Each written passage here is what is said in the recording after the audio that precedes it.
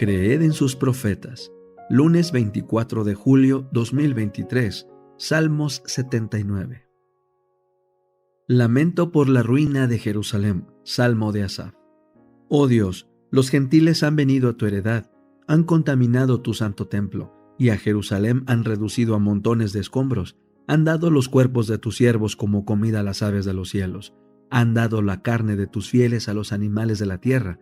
Derramaron como agua su sangre. En los alrededores de Jerusalén no hubo quien los enterrase. Somos una afrenta para nuestros vecinos, burla y ridículo ante los que están a nuestro alrededor. ¿Hasta cuándo, oh Señor, has de estar airado para siempre? ¿Arderá como fuego tu celo? Derrama tu ira sobre las naciones que no te conocen y sobre los reinos que no invocan tu nombre, porque han devorado a Jacob y han desolado su morada. No recuerdes contra nosotros los pecados de nuestros antepasados. Salgan pronto a encontrarnos tus misericordias, porque estamos muy abatidos. Ayúdanos, oh Dios, salvación nuestra, por causa de la gloria de tu nombre. Líbranos y expía nuestros pecados por amor de tu nombre. ¿Por qué han de decir los gentiles, ¿dónde está su Dios? Sea dada a conocer a las naciones, y ante nuestros ojos la venganza de la sangre de tus siervos, que ha sido derramada. Llegue a tu presencia el gemido de los presos. Conforme a la grandeza de tu brazo, preserva a los sentenciados a muerte. Devuelve a nuestros vecinos 7 veces en su cara la infamia con que te han deshonrado, oh Señor. Entonces nosotros, pueblo tuyo y ovejas de tu prado, te confesaremos para siempre. Por generación y generación contaremos de tus alabanzas. El conflicto de los siglos, capítulo 21. Un gran despertar religioso. El mismo mensaje revela el tiempo en que este movimiento debe realizarse. Se dice que forma parte del Evangelio eterno y que anuncia el principio del juicio. El mensaje de salvación ha sido predicado en todos los siglos, pero este mensaje es parte del Evangelio que solo podía ser proclamado en los últimos días, pues solo entonces podía ser verdad que la hora del juicio había llegado. Las profecías presentan una sucesión de acontecimientos que llevan al comienzo del juicio. Esto es particularmente cierto del libro de Daniel, pero la parte de su profecía que se refería a los últimos días, debía Daniel cerrarla y sellarla hasta el tiempo del fin. Un mensaje relativo al juicio, basado en el cumplimiento de estas profecías, no podía ser proclamado antes de que llegásemos a aquel tiempo. Pero al tiempo del fin, dice el profeta, muchos correrán de aquí para allá, y la ciencia será aumentada. Daniel 12:4. El apóstol Pablo advirtió a la iglesia que no debía esperar la venida de Cristo en tiempo de él. Ese día dijo, no puede venir sin que haya venido primero la apostasía y sin que haya sido revelado el hombre de pecado. 2 Tesalonicenses 2:3. Únicamente después que se haya producido la gran apostasía y se haya cumplido el largo periodo del reino del hombre de pecado, podemos esperar el advenimiento de nuestro Señor. El hombre de pecado, que también es llamado misterio de iniquidad, hijo de perdición y el inicuo, representa al papado, el cual, como está predicho en las profecías, conservaría su supremacía durante 1260 años. Este periodo terminó en 1798. La venida del Señor no podía verificarse antes de dicha fecha. San Pablo abarca con su aviso toda la dispensación cristiana hasta el año 1798. Solo después de esta fecha debía ser proclamado el mensaje de la segunda venida de Cristo. Semejante mensaje no se predicó en los siglos pasados. San Pablo, como lo hemos visto, no lo predicó. Predijo a sus hermanos la venida de Cristo para un porvenir muy lejano. Los reformadores no lo proclamaron tampoco. Martín Lutero fijó la fecha del juicio para cerca de 300 años después de su época.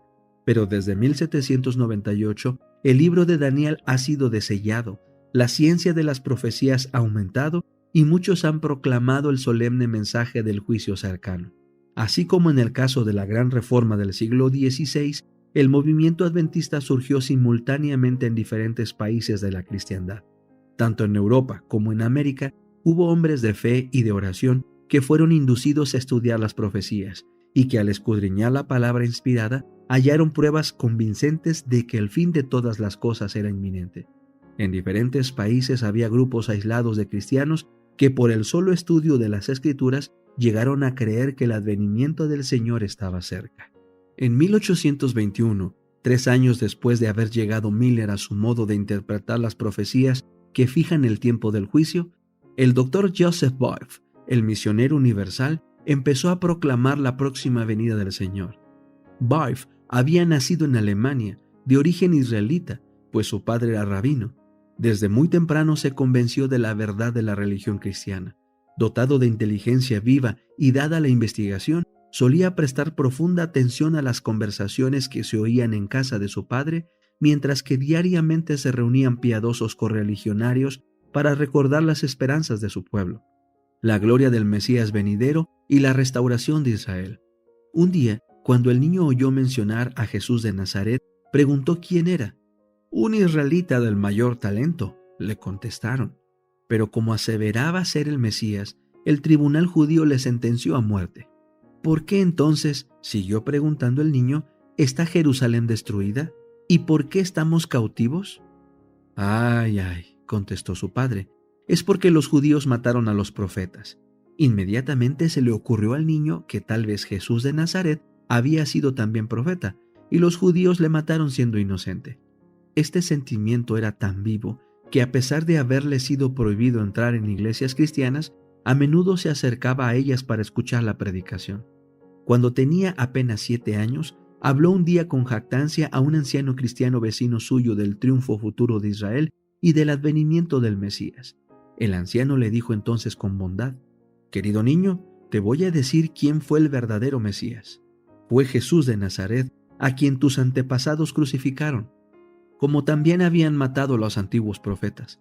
Anda a casa y lee el capítulo 53 de Isaías y te convencerás de que Jesucristo es el Hijo de Dios». No tardó el niño en convencerse. Se fue a casa y leyó el pasaje correspondiente, maravillándose al ver cuán perfectamente se había cumplido en Jesús de Nazaret. ¿Serían verdad las palabras de aquel cristiano? El muchacho pidió a su padre que le explicara la profecía, pero éste lo recibió con tan severo silencio que nunca más se atrevió a mencionar el asunto. Pero el incidente ahondó su deseo de saber más de la religión cristiana. El conocimiento que buscaba le era negado premeditadamente en su hogar judío, pero cuando tuvo 11 años dejó la casa de su padre y salió a recorrer el mundo para educarse por sí mismo y para escoger su religión y su profesión. Se albergó por algún tiempo en casa de unos parientes, pero no tardó en ser expulsado como apóstata y solo sin un centavo tuvo que abrirse camino entre extraños. Fue de pueblo en pueblo estudiando con diligencia y ganándose la vida enseñando hebreo. Debido a la influencia de un maestro católico, fue inducido a aceptar la fe romanista y se propuso ser misionero para su propio pueblo. Con tal objeto, fue pocos años después a proseguir sus estudios en el Colegio de la Propaganda en Roma. Allí su costumbre de pensar con toda libertad y de hablar con franqueza le hicieron tachar de herejía. Atacaba abiertamente los abusos de la Iglesia e insistía en la necesidad de una reforma. Aunque al principio fue tratado por los dignatarios papales con favor especial, fue luego alejado de Roma. Bajo la vigilancia de la Iglesia, fue de lugar en lugar hasta que se hizo evidente que no se le podría obligar jamás a doblegarse al yugo del romanismo. Fue declarado incorregible y se le dejó en libertad para ir donde quisiera. Se dirigió entonces a Inglaterra y, habiendo abrazado la fe protestante, se unió a la Iglesia anglicana. Después de 2 años de estudio, dio principio a su misión en 1821.